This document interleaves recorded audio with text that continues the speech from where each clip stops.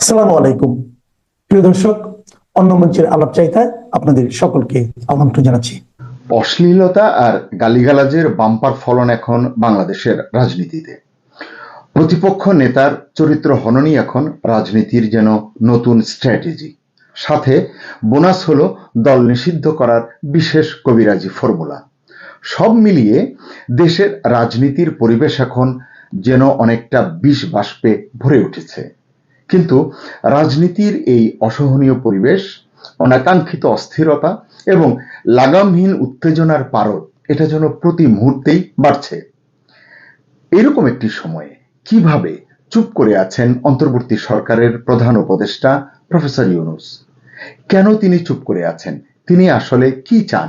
তার নীরবতা কিসের ইঙ্গিত দিচ্ছে? এই প্রশ্নগুলো জনমনে বারবার উঠছে। গত 11 মাস ধরে দেশের মানুষকে যে জাতীয় ঐক্যের ছেলে ভুলানো গল্প কাহিনী শোনানো হলো, সেই জুলাই ঐক্য এখন কোথায়? জুলাই ঐক্য কি তাহলে ভেঙে পড়েছে বা পড়ছে? তাহলে তো জানা দরকার জুলাই ঐক্যের অপমৃত্যু আমাদের শেষ পর্যন্ত কোথায় নিয়ে যাবে। প্রফেসর ইউনূসের আশীর্বাদ পুষ্ট এনসিপি নেতারা এখন প্রকাশ্যে বিএনপি নেতাদের গালি দিচ্ছেন, হুমকি দিচ্ছেন, যেটা কিছুদিন আগে তারা বাংলাদেশ আওয়ামী লীগকে নিয়ে করেছেন গত সরকারের পতনের আগে, এবং পতনের পরও তারা যেভাবে সমালোচনা করছেন একই কায়দায় একই ফরম্যাটে ফেলে বিএনপিকেও তারা যেন ট্রিট করছেন। আমরা দেখেছি যে একদল তরুণ দেশের সাবেক প্রেসিডেন্ট জিয়াউর রহমানের ছবি পায়ে মারিয়ে কি অশালীনভাবে অশ্রদ্ধা করছেন। এভাবে কি রাজনীতি চলতে পারে? ঐক্যের নামে এই যে অনৈক্য গড়ে উঠল, তৈরি হয়ে গেল, এটি দেশের জন্য কতটা ভয়ঙ্কর সংকেত, এটি কি কেউ ভাবছে? আসসালামু আলাইকুম সম্মানিত দর্শক, স্বাগত জানাচ্ছি লিডস নিউজে। দর্শক, আপনাদেরকে আগেই বলেছি পুরান ঢাকার মিটফোর্ড হত্যাকাণ্ড দেশের রাজনীতির নগ্ন চেহারাটা আমাদের সামনে নিয়ে এসেছে। এটি আমাদের একটি আগের কন্টেন্টে আমরা এভাবে কথা বলেছি। এই হত্যাকাণ্ডের বিচার চাওয়ার নাম করে টার্গেটেড প্রতিপক্ষকে, খেয়াল রাখবেন, টার্গেটেড প্রতিপক্ষকে মানে একজনকে টার্গেট করলাম আমি, সেই প্রতিপক্ষকে কোণঠাসা করার অভাবনীয় কৌশল, এই কৌশল নিয়ে মাঠে নেমেছে বেশ কয়েকটি দল। দলগুলোর নাম আমি বলতে চাই না। উচ্চারণ অযোগ্য শব্দ ব্যবহার করে তারা স্লোগান তুলছে, মানে তারা বলতে কিছু তরুণ, টুপি দাড়ি জোব্বাওয়ালা কতিপয় রাজনীতিক, মানে এরা রাজনীতিক কিনা জানি না, তাদেরকে মিছিল করতে অনেকেই দেখেছে, আমরাও দেখেছি। বুয়েট, ঢাকা বিশ্ববিদ্যালয়, মিটফোর্ড সবখানেই অশ্লীলতার মিছিলে কলঙ্কিত হয়েছে ঢাকার রাজপথ। তাদের টার্গেট কি? তাদের টার্গেট হলো তারেক রহমান এবং বিএনপি। এটি আমরা আগেও বলেছি যে আওয়ামী লীগ গেছে যে পথে বিএনপি যাবে সে পথে, ওইরকম একটি লক্ষ্যে তারা এগোচ্ছে। এই প্রেক্ষাপটে বিএনপির মহাসচিব মির্জা ফখরুল ইসলাম আলমগীর বলেছেন এটা উদ্দেশ্য প্রণোদিত। একটা পক্ষ আর একটা পক্ষকে অর্থাৎ প্রতিপক্ষকে শেষ করে দিতে চাইছে, নিশ্চিহ্ন করার রাজনীতি। দেশের যখন এই অবস্থা, তখন প্রফেসর ইউনূস কোথায় এটা অনেকেই জানতে চান। সরকার প্রধান হিসেবে তিনি কি এভাবে চুপ করে থাকতে পারেন? কিন্তু তিনি চুপ করে আছেন। দেশের রাজনীতির বা রাজনীতিকদের চরিত্র হননের খেলা চলছে, চেষ্টা চলছে, অপচেষ্টা চলছে, কিন্তু তিনি নীরব। এই বিশৃঙ্খলার বিরুদ্ধে তিনি কোনো ব্যবস্থা নিচ্ছেন না কেন, এটি অনেকের মনে প্রশ্ন। জাতি তার কাছ থেকে এই সময়ে দায়িত্বশীল ভূমিকা আশা করেছিল, কিন্তু তিনি চুপ। বরং তার পৃষ্ঠপোষকতায় গড়ে ওঠা নতুন রাজনৈতিক দল এনসিপির কতিপয় নেতাই এখন বিএনপি নেতাদের সম্পর্কে অশালীন ভাষা ব্যবহার করছেন। মিটফোর্ডের ঘটনায় বিচার চাইবার নাম করে তারা বক্তৃতা দিচ্ছেন, হুমকি দিচ্ছেন সুনির্দিষ্ট করে। এটা কতটা শালীনতার রাজনীতি? এটা কি যে ঐক্য নিয়ে তারা আন্দোলন করেছিল সেই ঐক্য বিনষ্ট করবে না? এটি কেন কেউ ভাবছে না? তথ্য সম্প্রচার উপদেষ্টা মাহফুজ আলম তার ফেসবুক পেজে একটি পোস্ট দিয়েছেন, সেখানে তিনি বলেছেন যার মোদ্দা কথাটি হচ্ছে এখনো ঐক্যই দরকার, মানে তিনি চান ঐক্য, কিন্তু আমরা দেখছি যে ঐক্য বিনষ্ট হচ্ছে, ঐক্য ছিন্ন ভিন্ন হয়ে যাচ্ছে। মাহফুজ আলম বলছেন বিদ্বেষের রাজনীতি সর্বনাশ ডেকে আনবে। জামাত ইসলামীর আমির শফিকুর রহমানও তার ফেসবুক পেজে পোস্ট দিয়েছেন। তিনি বলেছেন, অন্যায়ের প্রতিবাদ হোক শালীন ভাষায়, এটি সবাই চায়। তিনি বলছেন, সমালোচনা হোক যুক্তি নির্ভর ও তথ্য নির্ভর। কোনো ব্যক্তি বা দলের চরিত্র হনন একেবারেই অনাকাঙ্ক্ষিত ও নিন্দনীয়। এই পোস্টের বাইরে তার আর কোনো তৎপরতা আমি দেখিনি।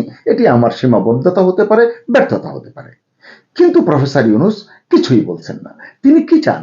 তিনি কি চান এভাবেই দেশটা চলুক, দেশের রাজনীতি চলুক? এতেই কি তিনি তার লাভ দেখছেন? তিনি কি মনে করছেন দিন শেষে এটি তাকে কোনো সুবিধা এনে দেবে?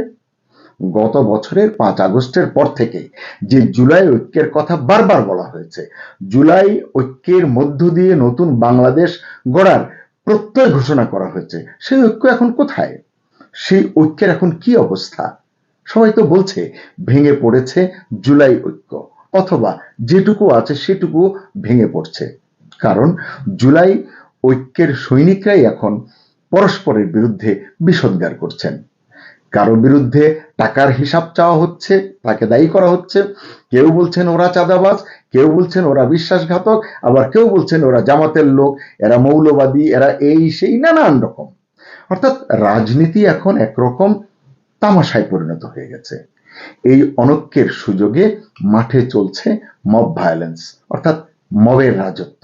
সেটি নিয়ে কোনো মাথা ব্যথা যেন কারো নেই।